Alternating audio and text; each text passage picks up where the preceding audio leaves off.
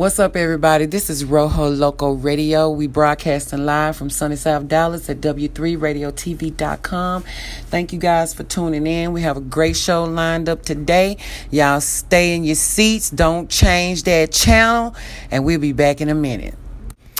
All right, guys, check this out. Now, I was strolling through my magical, quote unquote, Rolodex. And I realized we probably don't even use the word Rolodex anymore. Ain't that something? But anyway, I was strolling through and I happened to run across a conversation that I was having with some friends and my cousin. And we were in New York. We were having dinner, and this was like in 2017. And it's a really great conversation where we're talking about math, science, money, politics, all that kind of stuff. Trump, Obama, it's crazy. And so I totally forgot that I had recorded this conversation. It was kind of like an impromptu interview, if you will. But the guy that you're going to hear the majority of the time, his name is John, and John is so fucking cool. John is a friend of ours, and he is so fucking cool and smart, okay? But, and y'all know, listen, I love a good conversation. Like, you can talk me right out my panties on a good conversation. I'm just saying. Now, listen, I don't want y'all to think in any way that that's what this conversation was about. No, I'm kidding on that. But for real, though, like, I love a man that can conversate, like, have an intelligent conversation. I'm distracted by this horn I hear outside. I don't know what's going on. But anyway, I ran across this recording, and the conversation is so great that I want to share it with you guys. So, if you guys can get past the kind of restaurant noise, if you will, in the background, and really listen to the conversation, I think you guys will find it very, I don't know what I want to say. It's enlightening. Let me say that. So be enlightened. But everybody talking about money, but nobody knows what money is. Do the series, because Tashina's going to be on it too. You tell me every time I see you, you say that. And they don't know what money is, right? And so Donald Trump called them out on Friday or Saturday or whatever. He said, fire him, right? So he had made an assumption. See, Donald Trump doesn't even know what money is. He's still trying to figure it out. Done. Obama knew what it was. Yeah. But he didn't.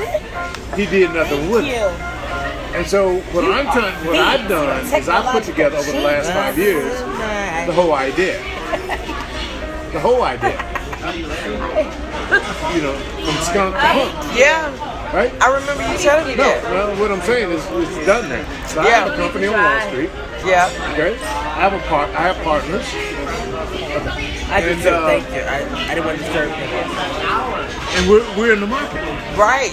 But we're in the market at the right time. Mm-hmm. And so when I hear like people talking about, and I love LeBron James and all these cats. Yeah. Call Trump a chump or whatever you call him, bomb. That's okay, but what are you going to do with it? Right? I mean, do you know what to do next? Do you know what to do next? I know what to do next. What's next? What's next? What's next? You got to blow it up. Blow up? It's blow up? But you don't know how to blow it up. So here's how you blow it up. I'm going to give you 6 statements. Ideas. I'm not going to repeat them. I'm just going to list them out. Okay. Financial globalization, okay? Financial economics, financial securities, investment technology, social media, and game theory. That's it. I'm done. Turn it off. Black statistics. So you got like 3 black billionaires, quote unquote. Oprah, Robert Smith, Michael Jordan. Then you have like this, maybe 20 blacks that have between $740 million and $170 million. At the top is Tiger Woods.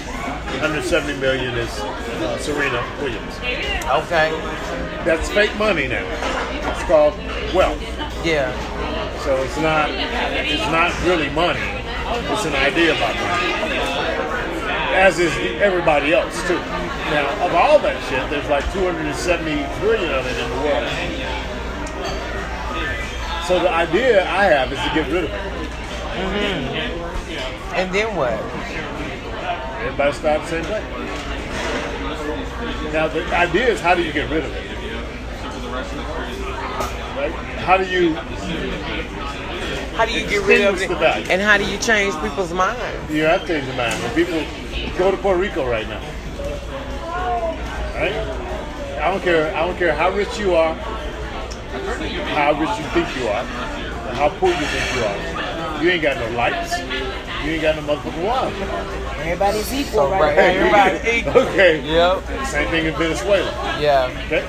We did it to them. Same thing in Haiti. Yeah. We did it to Oh, them. man. We did it to them. Yeah, that's a whole Right? conversation. Now, and the same thing in North Korea. We're doing it to them. Yeah. So that is what I call the abstract warfare. Black people focus in on the physical. On the physical. And they think about guns like police. Yeah. Black people don't have to deal with police. We're not dealing with no police. We black people. We can skip over the police. All we have to do is show up in a domain that nobody expects us to be in. And you run down value. So why are we putting our kids in front of police? Let's just do math. That kind of made sense. I know it makes sense. He did. He picked himself up. He said, I know it makes sense. I've spent. But I'm just saying it to say I saw your whole point. Yeah, I mean, if you start talking about normal distribution, bell curves, you already passed police. Yeah. Right? Yeah. Fat tails are the end of probabilities. Right? So you don't have to have the conversation about stop killing our kids. We can just destroy the whole thing just by showing up. Just get rid of it. It's domain. Yeah. Space. Right? You want to put in police space. And that's what we're not using our power. Right. And so what I've tried to do is keep I hear all the noise and I register it. But for the last 5 years, I've just been doing the math. And the math is universal. Well, math ain't shit, like bullshit. math is fucking Math art. is universal. Math is art. It's a language. It is a language. Yeah, but you know what? Absolutely. It's not language. Math is just fucking art. Right? You give this mystic aroma, right? It becomes something other than what it is. I was listening to a black woman who's a mathematician talking about statistics today. She says math is a part of mathematics. No, statistics is a part of mathematics and a part of science. I'm like, bitch, math ain't a part of science. What the fuck are you talking about? Okay, so explain that philosophy right there. Did she fill her glasses with more water? She did. I was gonna say, I know I ain't going crazy because that water was down here yonder. And now done been raised up. The levees done broke us up. Well, So she did it. She said she showed her own example. She said she got pregnant. She's a black woman, Rice University PhD. You ever heard of great courses? great courses. Great courses. No. So they have anyway. So she says my cycle is between 29 and 38 days. Okay. I'm on that page. Okay, I said, that's why she did it this way. So she started with that. She says that she got pregnant with a fourth kid, and she went to the doctor, and they went to induced labor. Okay. And she said, because I am a mathematician and a statistician, I told him no. And the next day, I induced labor. Because I ran the numbers, I've been keeping up my cycle for 6 years. And it's the shit, huh? It is. I'm like in a movie right now. I'm waiting to see what the hell is about to happen next.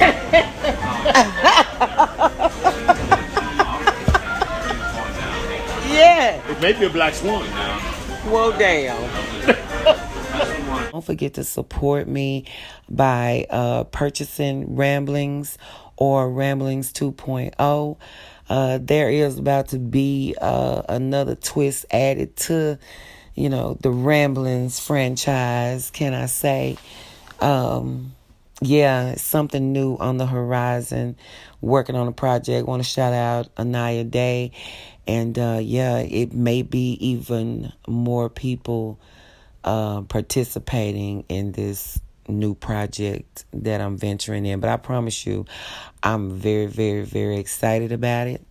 And it's something I ain't never did before, so I'm happy about that. Monday through Friday, I got 5 days added to the roster. Okay, I'm happy. Shout out Win West. Shout out W3RadioTV.com. Thank you so much. I am on Monday through Friday, Rojo Loco Radio. Monday through Friday, 9 p.m. every night, no matter what. Okay?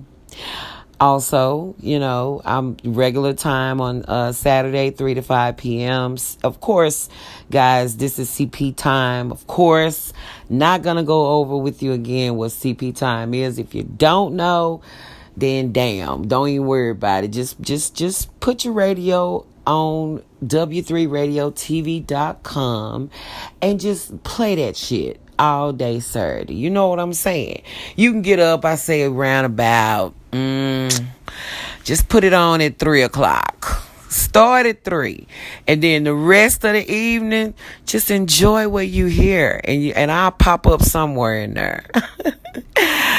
Okay, that's what's up. All right, so I want to play back the interview that I had with one of the industry's known producers, Auteria Windsor Jr., aka Wally.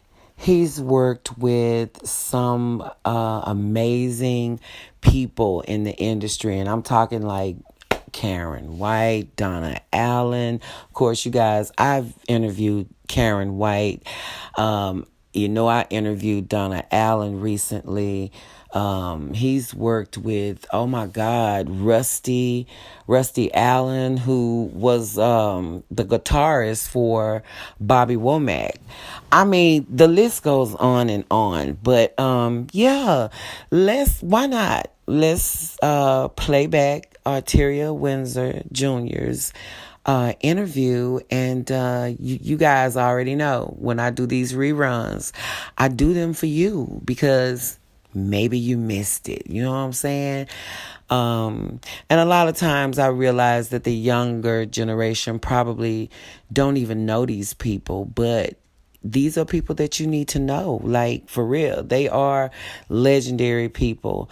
Auteria has been up for several Grammys, like, for real. And so that's how great his work is. He's from the Bay Area or whatever. But yeah, y'all listen to the interview and you are about to learn a lot more about Mr. Auteria. All right, Mr. Auteria Windsor Wally Jr. You know I got to call your whole name out. How are you today? I'm I'm blessed, Miss Wendy. How are you this evening? I am well, especially during the COVID-19, the not so normal thing.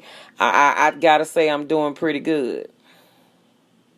That's a blessing. You know, all of us worldwide having to deal with this pandemic. So follow the rules, stay safe, stay healthy. That's right. Yeah.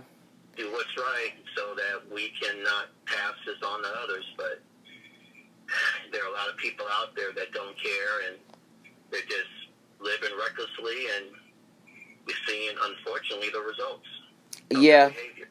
Yeah, you're right. Because as the protest and all this other stuff is going on, which I feel is a huge distraction, it's kind of taking everybody's mind off of the fact that COVID-19 is still out here and is still going strong. Yes, ma'am. Yeah. We have to persevere, stay focused and disciplined. At the same time, we have to live our everyday lives too. That's right. Let's talk about Sweet Deal, the A's Sensual mixes. What's up with that? Congratulations. I think it went platinum 5 times. The whole album, all 20 tracks, has gone gold. Break it down for us. Tell us about Sweet Deal, the A's Sensual mixes. Well, came up with that concept working with such a phenomenal array of artists and musicians, especially featured artists, along with, just a collaboration of individuals. I wanted to do something different, release an album that not only had enough tracks, 20 tracks, to appeal to the masses, yet at the same time I wanted to provide a variety of music, various R&B flavors and styles and textures, and I completely remixed and remastered this album basically from scratch. And the singles that were released when I first released my first single, "B is One," in late December 2018, all singles that were released after that were also remixed and remastered for this album. So basically, I put this album together from scratch, but I wanted to also go back to the days where the album basically was like a movie, where every track was like a scene. Mm-hmm. And it would basically go from segue to segue, would basically fade in and fade out from one song to another. But every song in sequential order has its purpose. And, remember back in the day, Miss Wendy, when albums had interludes and segues and reprises? Yes, of course. Yes. Well, you don't see that in today's music, or even music, I would say, going back to maybe 2010. I think from 2010 on, basically, EPs have been the way to go, and, albums would have basically maybe no more than 10 tracks, maybe 12 at the most. But, back in the 90s, you might get 20. Oh, yeah. 25, Definitely. 30 tracks. Definitely. And so you really get more, for people who buy albums and CDs, you really get a flavor and, really get a potpourri of music that everyone can enjoy. And so this album was designed exactly with that purpose and content to, have a plethora of various styles and artists and singing and harmonizing and, music as a whole, but yet at the same time still keep that texture of virtuous substance of R&B, the way that people can enjoy, along with appreciate, substantial, legitimate music, because, of course, music has completely changed throughout the years, and I always say great music has no expiration date. Music in general has no expiration date. So, you know, you're going to appeal to someone out there, hopefully, God willing. I'm just very blessed that this album has done how it has. It's still, people are still listening to the record, you know, ever since the post of the album itself. It has climbed even more so. It's a blessing that every track on this album has gone gold, which is very rare. That yeah, congratulations. An album itself, you know, you might get one or two songs that'll go platinum, and that's basically how the album, you know, reaches certain status. It's just, you know, the amount of plays and music, you know, and sales. But I was blown away when seeing that every track was over RIAA Gold status, and of course, it's going on 6 times platinum now, and I'm just very blessed that people are appreciating the music and recognizing the album for what it is, and I'm just very blessed and fortunate, and I'm just so thankful for the worldwide fans and public that they are enjoying the album, which is my very first album as an artist-producer. Oh, wow, you know? wow. I didn't even know that. I didn't even realize that. Yes. As a matter of fact, Dia's One was my very first release, period, as an artist-producer. I've always been in the background, you know, throughout the years of my career, producing others and recording and touring with other groups and artists of a variety of styles and genres. But 2018, I decided to release a record for the first time, and I released voila. 5 singles. five singles since, and then the album. So again, it's just a blessing, and all the singles, including the current single, released on May 8th of this year, Don't Judge the Book, is also, all of those tracks are on the album. Well, listen, you said that you were going for something original, yet with variety, and I really think that you pulled that off. Like, I listened to the whole album, and I absolutely loved it. I heard 80s, 90s influences. I heard some, you know, even though I know these are not the artists, but I'm telling you, the influences were there. Gerald Levert, Tina Marie, Janet Jackson, like Madonna. Like, I heard a lot of things, and it was a lot of old school stuff, but you modified it and made it 2020, 2018, 2019. But still, I got to say I loved it, because just as you said, they're not making R&B music like that anymore. And with that being said, you're welcome. I got a question for you, and I'm pretty sure a lot of people would like to ask you this question. You know, thinking about this album, why not choose the younger artists versus the older artists? To be honest, I just record what was in my heart.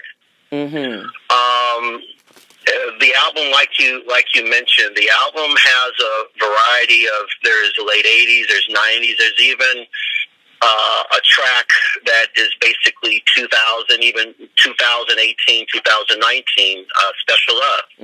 That was done completely with the basically new school R&B type flavor, but yet maintaining the richness and texture of pure, unadulterated singing and vocalizing emotion. And that was with David Hartfield, right?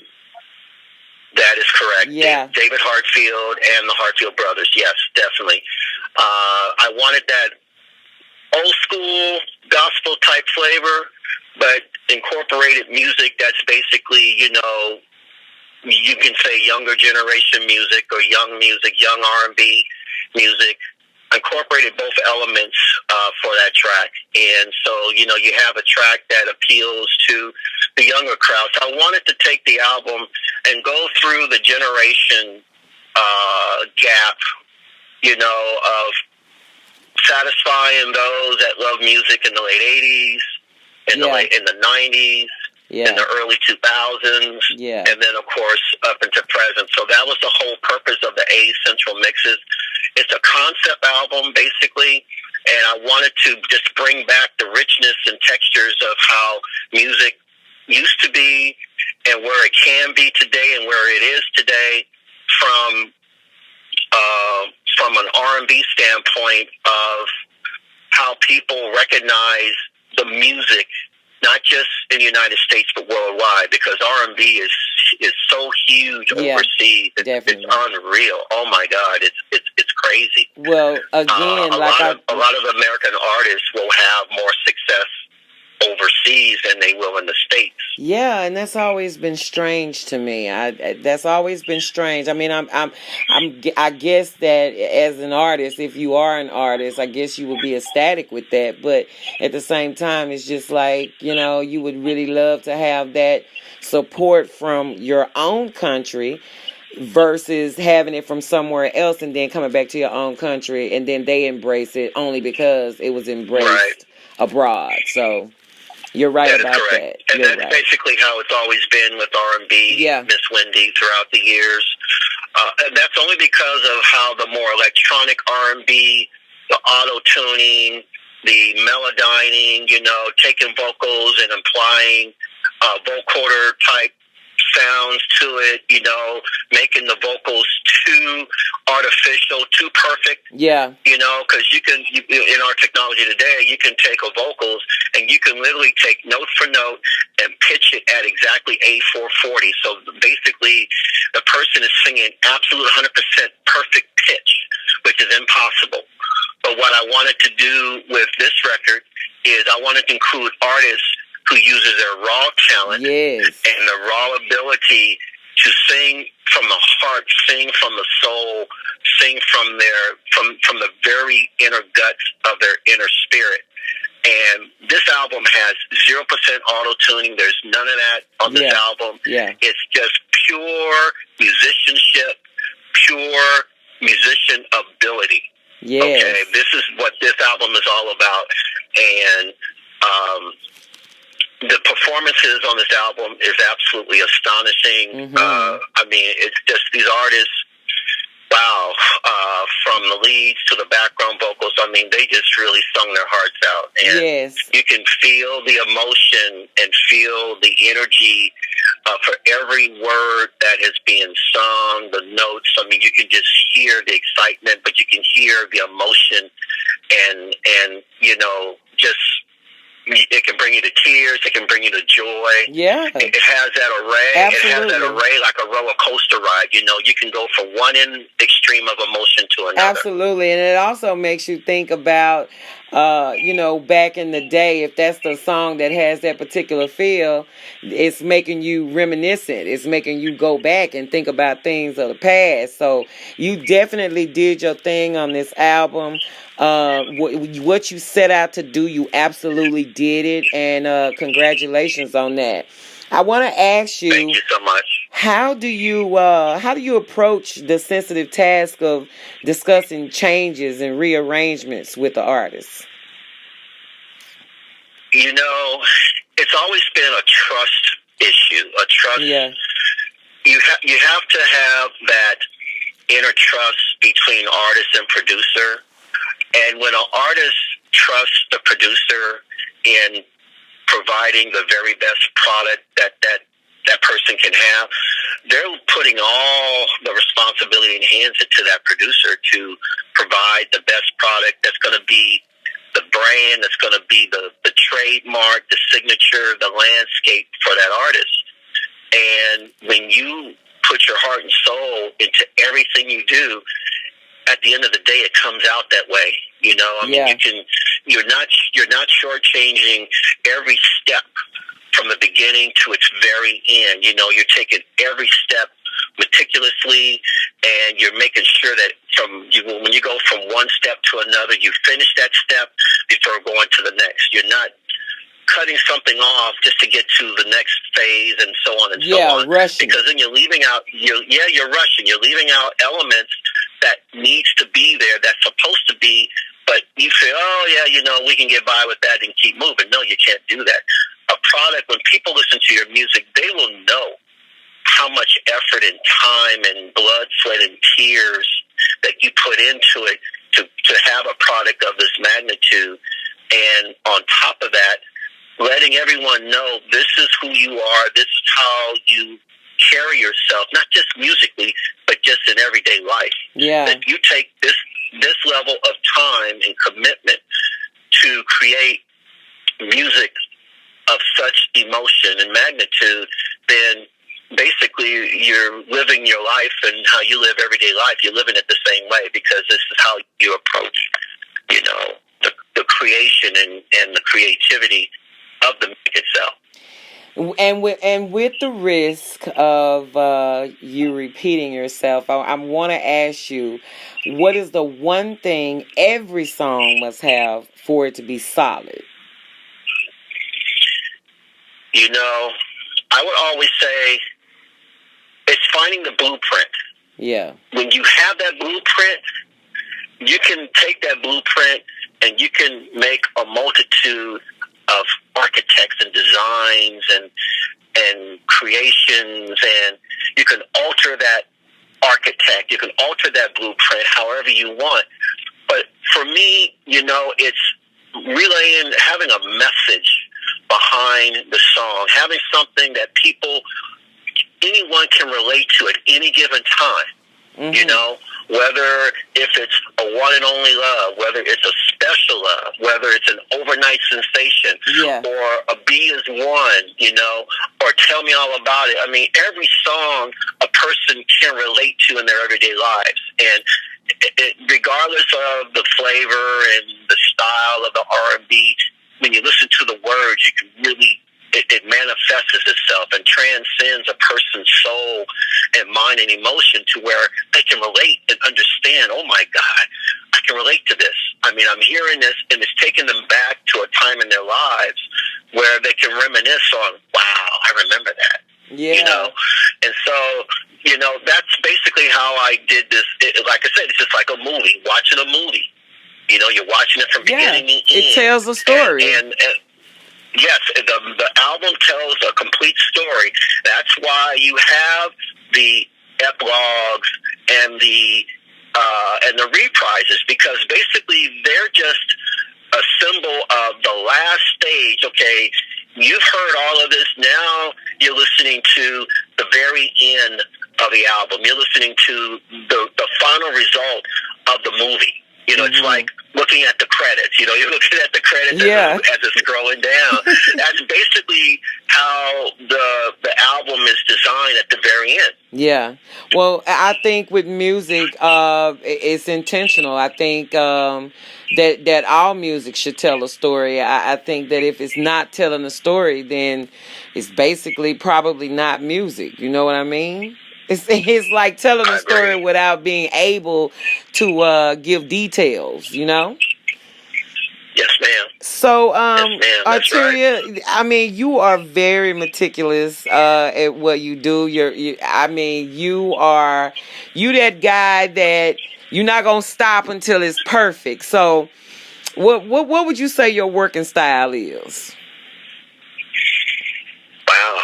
That depends. I think that's a loaded question. It depends. It really depends on what I'm working on. Okay. Yeah. There's such a plethora of ideas that goes through my head, and what I need to do is I need to focus on what's going to be, okay, this is how I'm going to layer this particular song, or how I'm going to go about as far as concept, how I'm going to create it. And so, even though you have all these ideas, you have to really buckle down and say, okay, this is the way that I'm going to do it, and you can't deviate from it. Yeah. Because once you start deviating, and then you hear this, and then you want to incorporate that, you hear that, and like, oh no, yeah, sounds good, but no, I don't think it'll be right. Yeah. So you have to experiment in order to know exactly how to place and knowing exactly how to structure the format, the arrangement of the music itself, to where, okay, this is exactly how it's supposed to be, because you know it when you hear it, you know it when it sounds right, That's you know right. when it feels right. Yes, and you know what? And everything I do is by feeling. There's nothing mechanical. There's no such thing as A, B, C, D. There's no basic outline or guidelines. You have to go with what's inside your gut. Go with what's inside your heart. You really do. When you make yourself vulnerable, that's when things are a success, I would say. Transparency is the key to success in this business. Yes, it is. I mean, I tell that to everyone all the time. And if you're not transparent, then there's no emotion behind your music. And when there's no emotion, there's nothing. And people can feel it and hear it the moment they hear it for the very first time. Oh, absolutely. It's just like going to a movie. You know the actors have done their job when they've convinced you. You know what I'm saying? So again, that's just what that is. Go ahead. One record in particular that I think about is the first track, "Operator, Please Put Me Through." Yeah. When you listen to that, that record, you talking about a roller coaster of emotions, from not just the lead vocals, but from the background vocals, and just the way the music kind of takes you through this journey, going into towards the middle and towards 3/4 of the song. I mean, it's like, wow, you know. I mean, you talking about, you cried, you laughed, you giggled, you cried again. You know, I mean, it just takes you through. It takes you through an array of emotions, and that's what I set out as far as to present to the public, a record overall that takes you through these changes. You know, takes you through like this life, roller coaster. Yeah. You know? Yeah. And Operator is definitely, that's why I put that record first, because I wanted to start off, hey, you got to start out with a bang. You might as well go for you it, already, you know? That's why. You already know that my listeners will be listening to Operator. It is in rotation. Most definitely. Thank you. Yes. Thank you. Yeah. So, you know, yes. I from the conversation, I mean, I know who you are. The world knows who you are. But, you know, there's always that little percentage of people that really don't know who you are. And just by the conversation, everybody should already know that you are a stellar producer / artist now. And I just want you to be able to, could you give everybody just a glimpse of your musical background? Classical background. Started playing piano on my 3rd birthday. My whole training throughout my childhood was classical music. I didn't play any form of secular music whatsoever. As I started to read music at 3 years old, playing the piano, I started picking up other instruments. I picked up the violin, and I was really, as a matter of fact, I was better at the violin than I was at the piano. Wow. To be honest. Wow. And I could have kept playing the violin, but, you know, back then, children are brutal, boy, when they tease you and walk around the school with that violin case. And, man, you talk about, wow. Did you have your shirt buttoned all the way up to your neck, Auteria? Boy, I'm telling you, I got teased. In fact, one day I got teased so bad in the schoolyard, carrying my violin case. That was like, okay, can't play no more. And that was in the 6th grade. I kid you not. I mean, they let me have it. So that's how I started playing percussion, because I stopped playing violin, and my teacher was just, he was livid and upset. But I started playing percussion. So I started playing the snare drum, was my very first percussion instrument. And as I mastered the rudiments and mastered the snare drum, I then started learning the other instruments. But because I was still taking piano and I knew, you know, the keys, I learned how to play xylophone, the vibes, and the marimba, because they're basically piano, you know, but they're percussion percussion instruments that you use mallets and sticks. And so once I learned how to play the melodic percussion instruments, I just basically learned every percussion instrument there is before I started playing drums. Wow. I just started picking up drums until I was in maybe the 9th or 10th grade in high school, and I started playing the drum set itself, And then from there, graduating from high school and going into college and touring and stuff and getting my dual master degrees in music education, performance, and computer science. I took my degrees in music and just basically utilize it for my professional career, learning how to adapt to touring and performances and traveling around the world and playing with a variety of artists in numerous genres, from smooth jazz, R&B, funk, old school, contemporary gospel, contemporary country. Man, I've worked with so many great artists, not just performing, but also producing. So it's just been a whirlwind. It's been a journey for me, but it's been a blessed journey, to say the least. And I'm so thankful and grateful that I'm still able to have a mind and to where I can still do what I love. Yes, and it sounds like you have had a great time in your life. Like, I wish I could have been a fly on the wall myself, but But I want to ask you. It's been something, I tell you. And for every musician and artist and people that have been in the industry, there's going to be ups and downs. There's no way around it. Right. You just have to learn how to persevere and learn from the mistakes and learn from those that you've worked with that weren't good people, and understand that you just need to always be around great people and keep those individuals in your network, because they're the ones that's going to see that they want nothing but the best for you. That's right. That is correct. You've been nominated several times for a Grammy. How many times exactly have you been nominated for a Grammy? Oh, wow. It's been quite a bit. I cannot give you the exact number, but I'm going to say probably anywhere between 50 to 70 times I've been nominated. Man, that is so great. That's so great. Yeah, it's been a whirlwind to be recognized by your peers and by the Grammys for the work that I've done. And it also goes to show what level producer that you are. You know what I'm saying? Again, it's just a blessing that I've been able to do what I do. If it weren't for God and Mommy, of course, none of this would be possible. So Amen. I'm always humbled and thankful for those two individuals, because without them, none of this would be possible. That's right. Besides yourself, and it's because I think I actually know that you're awesome at what you do. You're awesome as a person as well, a great friend of mine, and I'm very honored and humbled for you to be among my circle. Who do you think is the best music producer working in the industry today? Who is one of the best that you think? I'm going to go back to my mentors. I just cannot see these two individuals who are still at it today.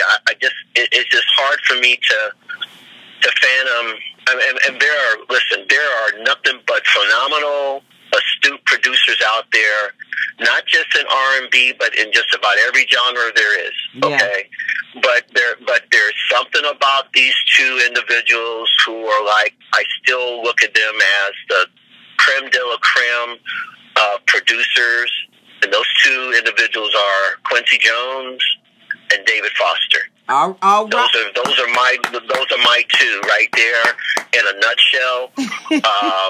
But again, you have other producers out there in the world, not just today, but past, present, and even the future.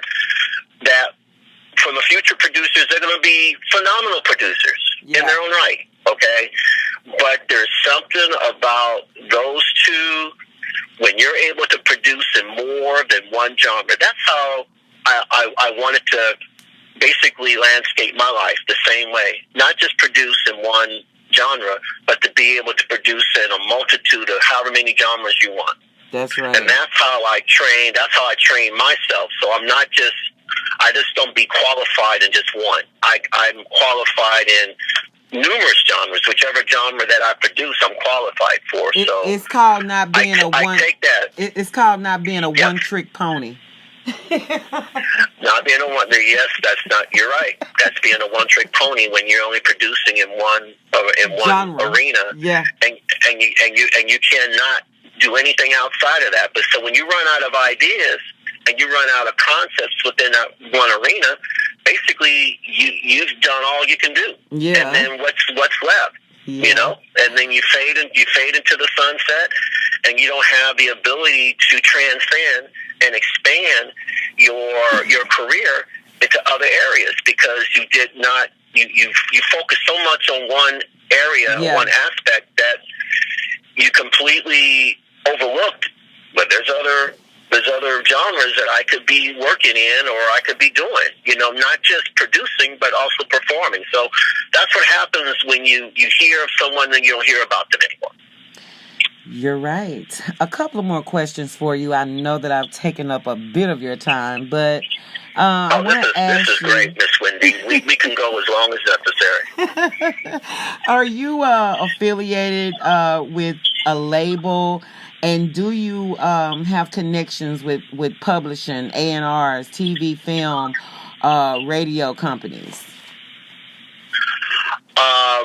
I'm not affiliated with any major label. I am a complete, pure, 100% indie artist. Go indie, you know. Yes. Let's keep the indie movement strong, because without the indie movement, there will be no music industry without indie. That's bar right. none. Yeah. Okay, let's just be very clear on that. So the indie community, let's remain strong, remain safe, but also we support each other, because without it, there would be no music today without indie. Who have you been listening to recently? Like, what's on your playlist? I'm eclectic when it comes to my playlist. I listen to everything. I listen to smooth jazz. I listen to gospel. I listen to traditional jazz. I'm going back to Theolius Monk, and Coltrane, and McCoy Tyner. I mean, these artists are in my playlist. I listen to all the time. Herbie Hancock, George Benson. But I'm not talking about the 80s and 90s and 2000s. I'm talking about like the early 70s and 60s when they were playing nothing but traditional jazz. Yeah. You know, so I have all of these elements of music in my playlist, and I'll listen to some pop. I might have some Katy Perry in my playlist. I have some Lady Gaga. I mean, I listen to a little bit of everything. I really do, you know, because that's how you keep abreast with what's going on with music today. You just don't stay in one area and think that you're going to stay on top of what's happening. I listen to just about every genre there is, just to hear what's going on and what they're doing musically, because that's how you maintain yourself as an artist. Absolutely. You need to listen to other music so that you know how to expand yourself. Yeah, and that's how you keep from being a one-trick pony. For you amateurs out there that's on your way up and coming, take this advice. Don't be a one-trick pony. But anyway, go ahead and give everybody your social media tags. How can they keep up with you? I want to let you guys know that on Rojo Loco radio page on Facebook, all things Auteria will be listed. You can just click on whatever you want to click on, and it's going to be all good. That's a blessing.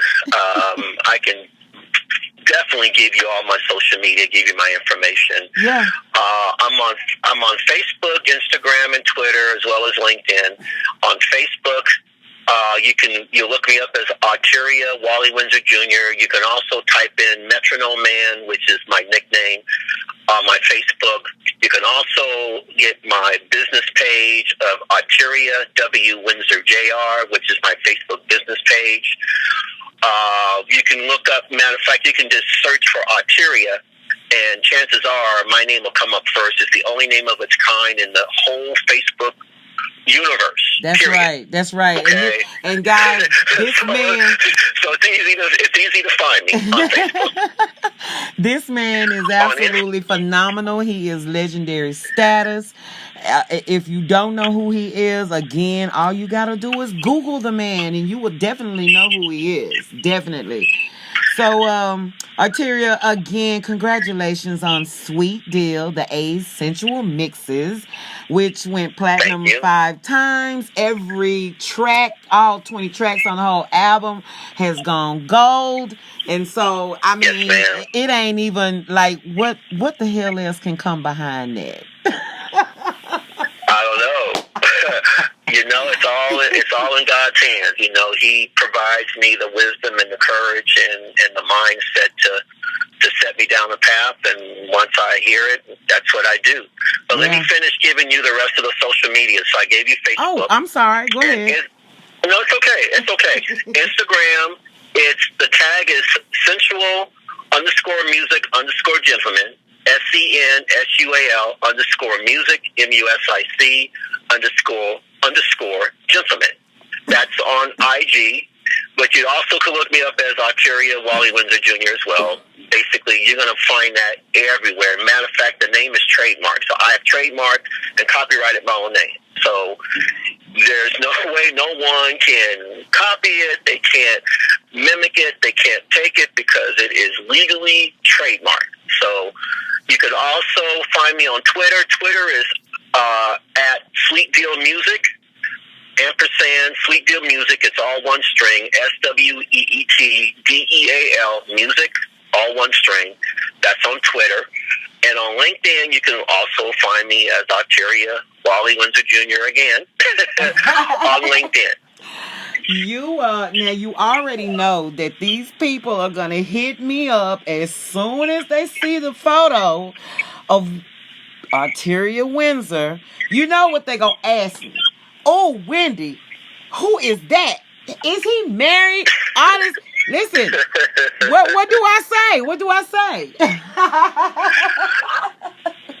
I have been 100% single for quite a bit of years, so I'm still in that status right now. But one never knows what can happen day to day. I keep my options and always keep my horizons broadened. Yeah. You just never know. Nothing wrong with that at all.